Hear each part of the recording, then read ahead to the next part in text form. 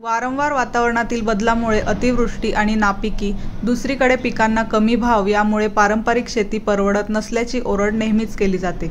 मात्र आधुनिक शेती केल्यास शेतीतून आर्थिक उन्नती साधता येते, याचे उत्तम उदाहरण बुलढाणा जिल्ह्यात पाहायला मिळत आहे.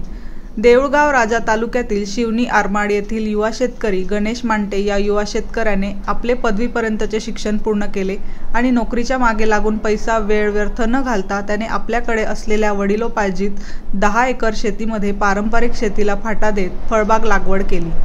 या शेतीतच आपल्या कुटुंबासह मेहनत घेऊन त्याने 3 एकर डाळिंब, 2 एकर द्राक्षबाग आणि उर्वरित 5 एकरामध्ये खरबूज आणि टरबूजाची लागवड केली, ज्याच्या माध्यमातून हा तरुण वर्षकाठी जवळपास 40 लाख रुपये निव्वळ नफा कमवतो आहे. इतर तरुणांनी देखील फळबाग आणि भाजीपाला लागवड करून आधुनिक शेतीच्या माध्यमातून आपली उन्नती साधावी, असे आवाहन हा प्रगतिशील युवा शेतकरी इतर तरुणांना करत आहे.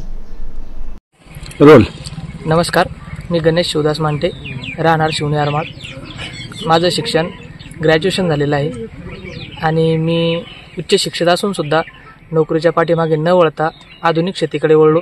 कारण की बाबांचा पारंपरिक व्यवसाय हा शेती होता, त्याच्यामुळं मी शेतीकडेच वळलो. सध्या तुमच्याकडे किती शेती आहे आणि त्या शेतामध्ये किती कशी लागवड केली?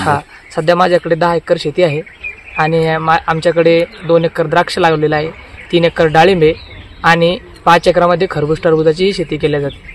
आम्ही पारंपरिक शेती करत नाही आणि पूर्ण ही बागायती शेती करतो. या सर्व एकूण फळबागेपैकी एकरी किती उत्पन्न तुम्हाला या ठिकाणी मिळत आहे आणि किती निव्वळ नफा? हे 2 एकर द्राक्ष आहे. 2 एकर द्राक्षामध्ये कमीत कमी समजा 15-1 लाख रुपयाचं उत्पन्न मला अपेक्षित आहे, कारण की यावर्षी द्राक्षाला रेटही खूप चांगले आहेत. आणि माझ्याकडे 3 एकर डाळिंब आहे. डाळिंबामधूनही 20-25 लाखाचं उत्पन्न 3 एकरामध्ये अपेक्षित आहे मला. बरं, खरबुजाचा काय यावर्षी भाव आला आणि कशा पद्धतीने? मी सुरुवातीच्या टप्प्यात खरबूज हे 30 रुपये किलोने विकले. आता खरबूजाचे रेट थोडे कमी आहेत, 25 रुपये किलो आहेत, पण तरी खरबूजात एकरी 3 ते 3.5 लाख रुपये राहिले मला. या सर्व एकूण फळबागेपैकी सर्व जमिनीतून वर्षाकाठी तुम्हाला किती निव्वळ नफा उरतो? या सर्व जमिनीतून एका वर्षाला मिनिमम मला 40 लाख रुपये नफा उरतो.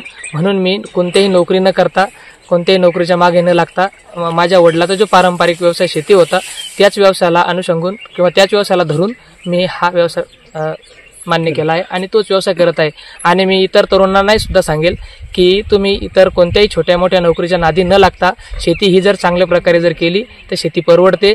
शेती ही आपली माय आहे, ती आपल्याला कधीही ओटी भरून देते. फक्त आपल्याला मेहनत करायची तयारी आपली असली पाहिजे.